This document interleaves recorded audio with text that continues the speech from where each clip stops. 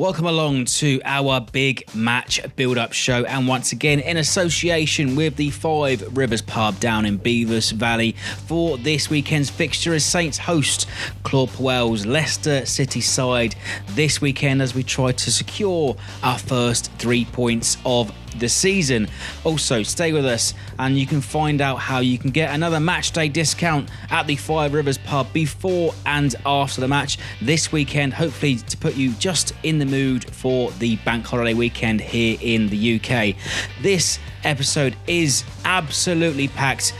We take a brief look back at Everton last weekend. Stick with us as you can find out our thoughts on the fans forum last Thursday, and Clive tried not to reminisce about last season's results with Leicester. It was a hard night to swallow, that one, not just because of the result but the nature of the game. And you're thinking, well, okay, we went up to Leicester, we got a 0-0, we could have sneaked it. It was a very, very dour game, wasn't it? It was an awful bloody game. Yeah.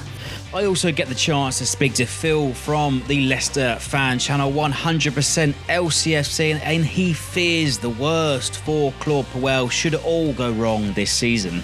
Give us 2 or 3 defeats on the spin and the knives will be really out for him.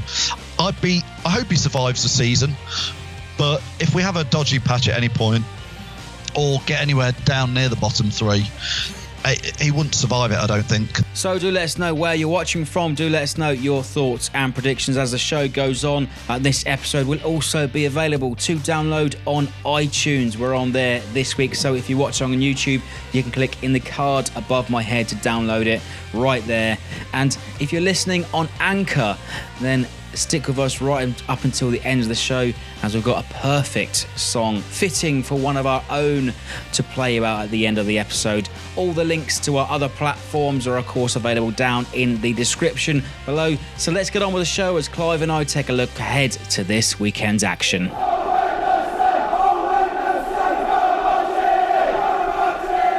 So welcome along to our match preview part of the show. Clive is back to take a look ahead to our visit of Leicester City this weekend on bank holiday weekend.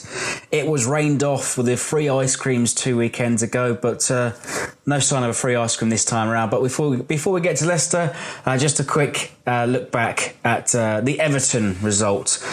Clive, slow to start once again. Hopefully it's not a recurring theme across the rest of the season, but 2 first half goals, a big mountain to climb for Saints. A smart free kick from Theo Walcott and a Richarlison header, out jumping Cedric. Not the first time we've seen that over the past couple of years, but Cedric, he looks off the pace. I mean, is he fit? Is he interested? Yeah, I think he's fit and I think he's interested, Freddie. I mean, he's literally had a few weeks break at the end of the World Cup when he should have been on top of his game.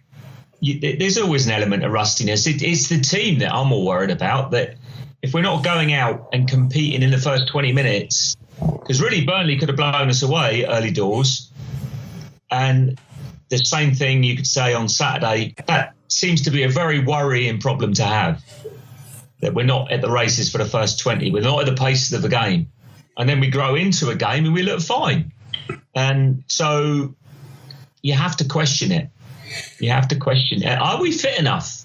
Yeah, I think we looked off the pace, but again, looks like it was too little too late for Saints. But I think it has to be said that we almost sort of kicked Everton off the park, but Richarlison made a big deal out of it. His theatrics were Oscar worthy at the weekend. Well, he's learned from Neymar, hasn't he? So, and the ref didn't do us any favours. But you've got it, when you go 2-0 down early in the game, you've got it all to do, haven't you? Very few Premiership teams come back from that. And the other thing that I'm really worried about is the amount of space we're conceding just in front of our defence. Burnley were able to hit their forwards early in the game. Everton the same.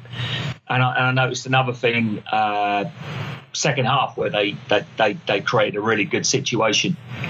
And what worries me is when I watch Leicester and I watch Maddison, that's exactly the position that he got into when he scored his goal. So I think that area just in front of the defence is a major worry. I mean, against Burnley, we were playing 3 centre-halves and their forwards still had plenty of time to get the ball under and do what they wanted with it, really. And it's a major concern. And I don't think it matters if you play 2 centre-halves or 3 centre-halves. It's about protecting the area in front of the defence, something that in previous years we know that Jack Cork and Morgan Schneiderlin did so well for us. And this is a crucial part of our game, which I think is missing right now. Yeah, we are stacked with options for midfield, but it's this weekend, or last weekend even, at Everton, it was a change of formation because it went so well in the second half against Burnley. I mean, who can guess which formation it could be, this weekend with Leicester? But just another touch on last weekend, but Danny Ings' first goal in his full debut. Surely Ings can only get better. Ings can only get better, yeah. Well done, Freddie. King of the puns. You should. Anyway, fair play to you. Good poacher's goal. Sort of goal you expect Gabby to get. He was sharp in the box. Unlucky with the shot. That was an amazing save by Pickford when it came off Cedric's shot. That when you looked at it in slow motion, you didn't realise at the time, but you looked at it a second time. That is an amazing save to get his hand there, because he's hit that with force any other time's a goal, isn't it? And we're right back in it. So it's not all doom and gloom. We've created chances. We created chances against Burnley, but it's all about that cutting edge in the box. And you really hope that Danny Ings is going to give us that. And above all, give Gabby a chance. Please give Gabby a chance. I just feel that he is our quality when it comes to finishing. And I want him to have more of a chance than just coming on off the bench to try and rescue things. Yeah, he made another cameo at Goodison Park, but it is a popular opinion that I think Gabbiadini and Danny Ings perhaps should start this weekend against Leicester. Some people weren't too impressed with Charlie Austin's performance for the last 2 games, but more on sort of Danny Ings, really. He was left with a scar on his back with Jordan Pickford's karate kick. Was that a red card? I mean, we've seen red cards given for more than that, less than that even. Less in than the Premier that. League. I know, but it all happens so quickly. And you're looking at the goalie clearing a ball. The referee's probably seen the kick and then just followed the ball and not seen how high his feet are following through. Yeah, the argument is that, he's out of control after he's connected with the football.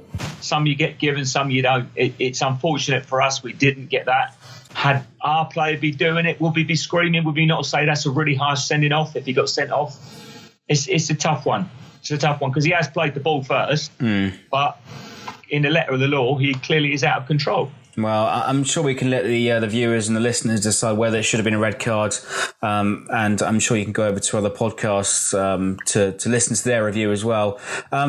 One final note before we get to the Leicester game as well. I want to touch upon last week's fans forum. We haven't really spoke about it, but I think it's worth we sort of speak about it now when we take this chance. I mean, what do we take from last week's fans forum? For me, I think it was more or less sort of lip service, not an awful lot or nothing learned at all. I think from the fans' point of view, yes, we didn't really learn anything we didn't know, but I think it's a good start to have some form of communication. 3 years since the last one, we called for it, we got it. This channel called for it at the back end of last season, and we got it. And thank you for that, Saints, for putting it on. It was well presented. I think they got off a little bit lightly, just as it was starting to get a bit heated and a bit warm, shall we say. Then they went on to football issues and it then subsided. And so I think they got off it lightly. I think we didn't learn anything, but I think they did. And I mean Les, Reed and Ralph Kruger would have learnt the feeling of the fans. There was genuine anger in the room. You heard the comments, about, we've done some great deals. And then people are saying, yeah, for Liverpool you have. But how's that benefited Southampton? So they could feel the anger in the room. And they could feel the comments about Bournemouth as well, that Bournemouth are... I don't know what the actual figure. You're the fact finder, mate. Tell me, have Bournemouth spent more than us? It feels like they have. It feels like they're more ambitious than us right now. Yeah, on big money transfers, breaking the bank, and I think that's something that Saints haven't done. But I do hope that Les Reed and Ralph Kruger felt the heat, because there were some feisty questions. Yeah, and rightly so. Let's face it. When things were bad last season, we didn't hear them. We didn't see them hardly, other than on the telly in the directors' boxes. that's the only time you ever saw them. They didn't come out and talk. It was only right at the end, okay, we've survived and everyone's on a high, then we hear them. And then we hear them at the start of this season before things get really bad. So if things go bad, just keep talking. You know, you're in a position, Ralph, Les, you're in a position, you're doing your job. I know you're doing your jobs to the best of your abilities, but we want to hear from you. We want to keep talking, because then you can assess the problems. Obviously, there's the other side of things where the supporters now have a panel. So that should be an ongoing thing. And I hope that the heat of the questions are the same at that panel as what they were at the public forum. Yeah, that brings me perfectly to my next point, actually. I'm not sure whether it falls into the sort of voices panel discussion or it should be discussed at the fans forum. Now, at the forum, we didn't hear anything about the sort of price of tickets and how much it is costing Saints per season. Now, my question is, and we spoke about this at the pub, and, yes. And bear with me, viewers, because I've got a load of notes here and I want to make sure the point is left across. Now, the recent reports, right, 11 out of 20 Premier League clubs, including Saints, could make a profit with that single fan attending a match. Now, match day income, for me, it looks like hardly a drop in the ocean compared to the TV deals. Now, they're as high as sort of £8 billion in this new record deal. Match day prices becoming more expensive. We are currently 6th most expensive season ticket in the league, and we very much support the campaigns and the efforts for the 20 is plenty and the £30 away cap with the Football Supporters Federation, whom we have regular dialogue with. Now, what I wanted to ask for our crew, I wanted to know, what does all this mean for fans? I mean, the people in that room, people that attend St Mary's, the 31,000 every other week and beyond across the country and internationally, what do these fans mean to you in this current climate? Now, I wanted to ask them, what will you be doing for the fans in the future to make this game more affordable for us? I mean, Clive, what would you have said to that? I mean, perhaps the people at home could join us in this petition. It's vital, Freddie. We had that success with the prices for away games. It's capped at £30. And it's almost like everyone's gone, oh, thank God for that, and then forgotten about the home fixtures and the home prices. The pressure needs to be kept up, not just at Saints, but in football in general, because people have just drifted away from the game because of the cost of it. And we're talking about, quite interestingly, a fan brought up about expansion of the club and how other clubs are expanding around the country. And Ralph Kruger said to the crowd, what would you rather have, a new sign-in or a new stand? And a lot of people said, obviously, a new sign-in. Easy cop-out. That's an easy cop-out. Like you said, what percentage are we, in terms of the total income now, much, much smaller amount. So we need to grow as a club. Southampton needs to grow. I don't want to let this rest, really. That I thought that we could get it up to 40,000 with serious people are saying, well, you can't even fill 32. No, you can't most weeks because the price is too high. Exactly. And people are being priced out the game. But if you price it right, especially to families, because that's what you have to look for always for the future, to the younger generation, then you can do it. You can't do it overnight. I know suddenly Saints aren't going to go from 32 to 40,000 just like that. It's going to take an awful lot of hard work, an awful lot of goodwill from the people of the city, and hard work from the football club. But it can be done. Without a doubt, it can be done. Yeah, absolutely. And hopefully, maybe if one of you are the members of the Voices panel that are watching or listening, get in touch with us. And maybe we can start a petition, or maybe you can discuss it at the next meeting, and perhaps it should be brought up at the next fans forum. So I think it is about time we actually speak about this weekend's match. Back to the matters on the pitch, though. Leicester City visit this weekend, come to St Mary's after a win against Wolves in another dogfight last weekend, only registering 2 shots on target, of which were their goals. Yeah, Jekyll and Hyde game, wasn't it, for Leicester? Because Wolves put them under the pump. They really did. And how many of the times they hit the woodwork? 3 or 4, wasn't it? Something. And if things had gone their way early in the game, you could have had a very different result there. Probably an expected loss at Old Trafford, first game of the season. Leicester City, again, we look at the transfer side of things, and they've had 2 players off of us that we wanted, that were our targets. That's Damari Gray and young Maddison. What's his first name? James Maddison. James Maddison from Norwich. They were major Saints targets. I know Damari Gray was for a fact. And you have to ask yourself, how is it that Leicester City are getting players and we're not getting players? Why are they beating us to the drop? Very disappointed that we've missed out on Maddison. I know there's a question of, okay, we've got to get on with it. But, yeah, I think that is a question I would have liked to ask Ralph last week. Yeah, and those two will obviously be their key players this weekend. Perhaps Damari Gray got the threat and the pace to get him behind. I think perhaps that's where we've been lacking is pace at the back. But good news for us, Clive. Jamie Vardy, your mate, suspended. Perhaps they won't be using that speed directly. And we discussed it briefly, but it should be a 3 at the back or the 4 at the back this weekend. I'm always more comfortable with 4, but I just think we've got to approach the game positively and not be too wrapped up in the fact that we haven't had the greatest start. I think that if you start going ultra defensive, you can start to think a bit negatively. And let's face it, when you look at the Burnley game, Burnley were playing 1 up top and we were 5 at the back, 3 centre halves. I'd rather be us to be a little bit more positive. Yeah, I think we need to come out of the traps quickly and put Leicester under the cosh. It was only until they got a bit of luck when Wolves put in their own goal. They sort of took the game from there, really, and Wolves were all over them by most of the highlights. I do think Leicester have got good attacking options. They're obviously facing the sort of problems that we faced when we had success. Obviously, they'd won the league, which is a lot more success than we had, but their best players have now been, Kante and Mahrez have now been pinched off them, and it's all about rebuilding.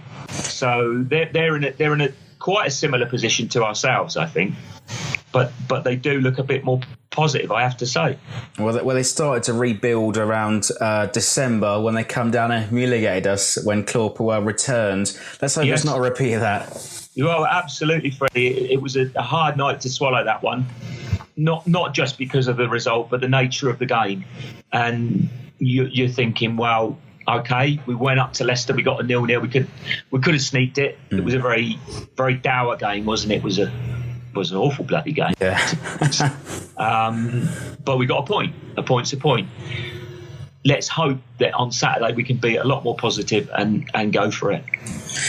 So to wrap up our preview part then, some people are saying it's a must-win. I'm not sure I'm going to quite subscribe to that just yet. I think we need to win.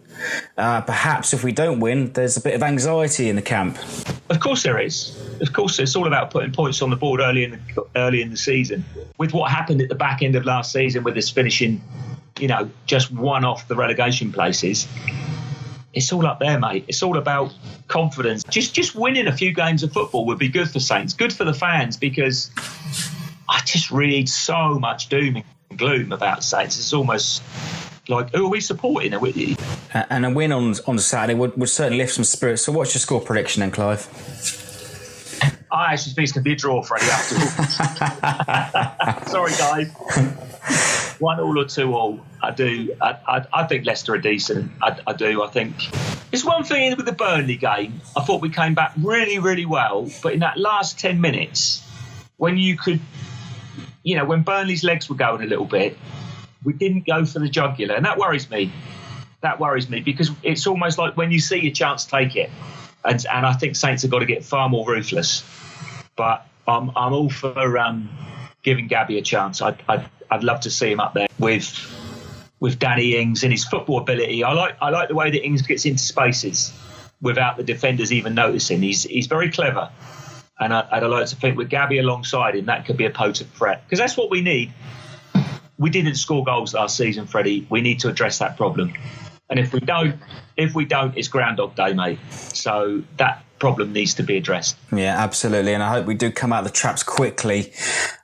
I'd like to see a home win. I think we've got enough in the tank to sneak it. And one final sign off then for this part of the show then. If you are watching or listening, do be aware that there will be multiple road closures in town this weekend around Guildhall and around above Bar Street for Southampton Gay Pride. Above Bar Street will be closed between 1 till 4 for their parade. So do avoid avoid that area before the match. So more reason to join us down the Five Rivers in Beavers Valley. We're running the £2.50 drinks promotion once again. All you need to do is go over to our Facebook, Instagram or Twitter page, like the Five Rivers, of course, and all you need to do is show that social post to the bar to get you paid £2.50 drinks. Avoid all the chaos in town, and Clive will see you down the pub on Saturday.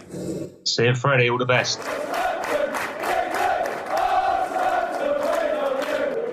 So those are our thoughts then to the Leicester game this weekend. I'm not sure a draw would do us much of a favour, but do let us know your scores and predictions in the comments or on the usual social pages. But did anyone spot the reference or a clue to the song that could be playing about at the end of the show for our anchor listeners? But now is the time to get onto my chat with Phil from the Leicester Fan Channel, 100% LCFC, and he tells us all about what to expect from the Foxes this weekend. And as a bonus, just try and count how many puns and references to those furry little animals I can slip in, which go straight over Phil's head. So welcome along to our opposition view part of the show.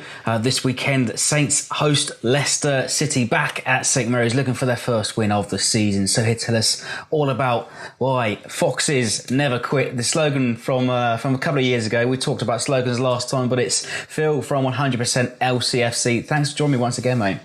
No problems. How are you, Freddie? Not too bad. I'm looking forward to the weekend. It's a bank holiday. The sun's going to be shining over Southampton. Yes, we're looking forward to it. Nice little trip down to the south coast. Like you say, bank holiday weekend. Ice cream, sunshine, 3 points. That's all we want. Well, you missed out on the free ice cream in the last home game, so that was rained off. But let's talk about Leicester then. Last weekend, there's a bit of a dogfight. It was the Foxes versus the Wolves. Leicester came up on top. But talk us through your performance last week. Well, it wasn't brilliant. And to be fair, Wolves look a very decent side. If they carry on like that all season, I think they'll be not only safe, they'll be probably mid-table. They looked decent, but what they didn't do was take the chances. They hit the woodwork 3 times. To be fair, the first 25, 26 minutes, they were by far the better team, and Leicester didn't look that brilliant at all. But they missed their chances. They gifted us an own goal, and then we secured sort of what turned out to be quite a straightforward home win with a second goal by a young lad called Maddison, who looks a real good player that we've signed from Norwich. Yeah, he looks like an excellent player. We missed out on that, but we'll talk about Maddison a bit later on. But as you say, Wolves were the better side before the own goal. It seems like their heads dropped, and Leicester finished the game with 2 shots on target, and those were the 2 goals. Yeah, absolutely. It was a strange own goal. I don't know if you managed to see it on Match of the Day, but their guy sort of did a bullet header past his own keeper, which was great. Maddison's second goal took a slight deflection, but he struck it well. And from then on, Wolves, even though Jamie Vardy got sent off and will be missing for the Southampton match, we still managed to sort it out and go quite defensive and just grind out a Premier League team win against, newbies who've got a lot to learn, I think. Yeah, James Maddison looks like a terrific little player we missed out on in the summer. We were massively linked with. Scored again at the weekend. Tell us about what sort of impact he's had for Leicester so far. It's funny, isn't it? We've just sold Mahrez for £60 million. Rumours of Harry Maguire going for a lot of money. I've not been as excited about a new player at Leicester in, I can't remember when, many, many years, because Maddison is a young lad, but he straight away looks the real deal. People have said, he's a bit Beckham-esque, which is big praise, but he looks so confident and so assured. And what a lot of Leicester players, and a lot probably Southampton players, sometimes you think, if only they'd got a footballing brain, they'd be a decent player. Well, Maddison's got exactly that. You can see he thinks in quick time and always seems to make the right decision, but still got a lot to learn. Yeah, he absolutely lit up the Championship. When I spoke to Jack Greaves from Top Notch City, he couldn't say any more about him. He was, a fantastic player for them. Seems like James Maddison might be bright-eyed and bushy-tailed to come down to St Mary's this weekend then. Yeah, very much. He was on good form at Man United in the first game where we lost. Second game, he scored his goal. So his confidence is just going to be growing. He'll probably be given a bit more of an attacking role with Jamie Vardy not playing as well, if you ask me. He's not just the only new signing, though, this summer. Eventually, sort of half a dozen, 7 or 8 in the end. Other new signings in Johnny Evans, experienced Premier League centre-back, and Ricardo Pereira, who I thought he was going to be a good player, and I instantly put him in my fantasy league. And then you've got Mahrez's international teammate, Rachid Ghezal. Pronounce me if I'm wrong. We keep signing these players. I can't pronounce the names. Yeah, because we've not seen anything of him yet. He's not made any time. Well, a little bit at Man United, I guess. But yeah, Johnny Evans had a very, very ropey first 25 minutes against Wolves. Jury's out on him a little bit. I think most Leicester fans thought he was the bargain defender of the summer. But after seeing him in action against Wolves, I don't know who's going to play up front for you, if it's going to be Danny Ings or, people like Shane Long and all that. They've got a chance to expose him, if you ask me. And as Ricardo Pereira hard work, his tenacity for the goal against Wolves, I think he took a bursting run down the right-hand channel, cut in, flicked the ball over and kind of, well, like you say, the Wolves defender absolutely bulleted at the back of the net. Yeah, he's again been a very decent signing. I think we paid about £20 million for him. And, yeah, he looks very good going forward. I mean, you guys, obviously, the club, connection there. He looks like he's gone out and got some players who will play in the system he wants to play. He had Ricardo Pereira at a previous club, as he has with a couple of the other guys that he's brought in. So it looks like he's starting to build a team that he wants to play in a style that he wants, which isn't necessarily dynamic, but it could get the job done. You're full of enthusiasm there, sort of the life that was sucked out of us 2 years ago. We're trying. I tell you what, if 2 bad results on the trot and the Puel out brigade are straight out up here in Leicester. So, at the moment, most people are trying to keep very positive. Crikey, we actually saw Puel make a joke a few weeks ago, which was so. Where anything's possible. Maybe he's lightening up. Well, you mentioned the rotation policy and his philosophy. I mean, are those new signings that we just aforementioned, are they expected to start this weekend? Probably not. He's brought in quite a few players. Brought in 2 central defenders. Again, we haven't seen anything of those. They came in on transfer deadline day. He's slowly morphing the team. He's got a tough job in a way, because the team that surprised everybody and won the Premier League, to leave out players like Danny Simpson and Wes Morgan, Sel Morez, it's very difficult, because these guys are now obviously footballing legends in Leicester. So to not be putting them in your team, it's hard for him, but somebody's got to do that job at some stage.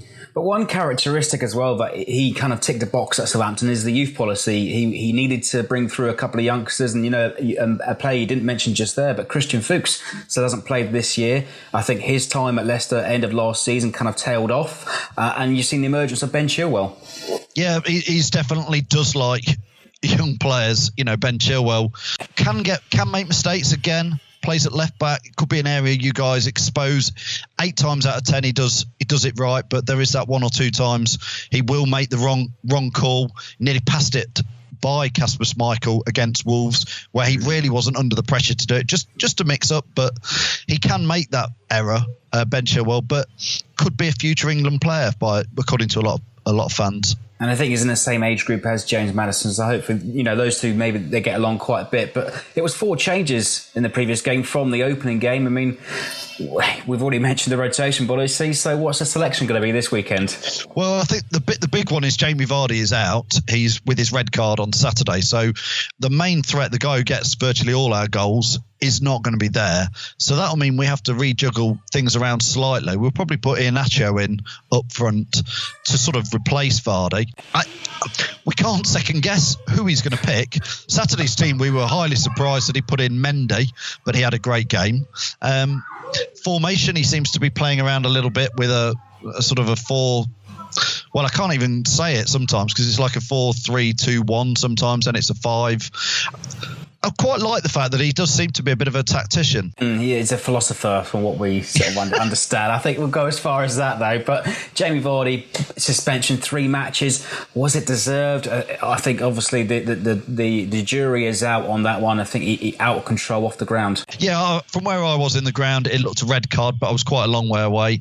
On Match of the Day, I thought it looked a red card. We put a poll out to the fans on Sunday, and I think it was 56% of Leicester fans thought it was a red. So it was a bit of a split decision, but you just, in today's game, you can't do that. Yeah, I think it was a poor tackle, on my opinion. So, beginning of the season, the club was installed as an early favourite. He's now gone to about 3rd in the pecking order. Now, Jose Mourinho has got a bit under pressure. Some unrest already calling for his head. Yeah, like I say, give us 2 or 3 defeats on the spin, and the knives will be really out for him. I hope he survives the season. But if we have a dodgy patch at any point or get anywhere down near the bottom three, he wouldn't survive it, I don't think. There's not that much goodwill. But somebody's got to do this job, a rebuilding, remodelling job at Leicester. So he could be the fall guy, or he could be the guy who gets it right. Okay, good stuff then. So one final question then, Phil. Bank holiday weekend, we're looking forward to the game. So let us know your score prediction, mate. Well, it's been the Leicester-Southampton games recently have been quite high scoring. Apart from April. Yeah, apart from April. But I think it was about sort of October last year we came down and gave you a good thumping. Let's not talk about that. We're wondering... yeah. Well, we're wondering if you're there for the taking, because you've had a bit of an interesting start to the season. So I'm going to go for a 2-1 Leicester win. Oh, I'm not liking the sound of that. You must be barking mad. Are you fancying a Saints win, of course? I think we've got a good tip for a home win. We need it. I think it's a need to win for Saints this weekend. But big thanks, Phil. Just tell the viewers and the listeners where we can find where we can find your channels. Well, we're 100% LCFC. We're out there on Facebook, Twitter. Just search for that and you should find us. Excellent stuff. Thanks, Phil. Cheers, Freddie. See you soon. So how many did you count then? A big thanks to Phil from 100% LCFC for joining us this week. Remember to check out their pages for all of your Leicester needs. I'm not sure I quite agree with his prediction. Hopefully Saints are going on a bit of a fox hunt this weekend at St Mary's. But that does pretty much bring us to an end to this week's show. Remember to head down to the Five Rivers for all of your match day needs, your match day discounts with our social posts before and after the match. Just remember that. So it's all day up until closing time. I will be there, so it'd be good to see some faces and have a chat with some of you guys. But a big thanks for sticking with us for this week's episode. Do let us know your thoughts and your predictions in the comments below. And if you are listening to us on Anchor, here is your special song to play you out. Come on, you Saints.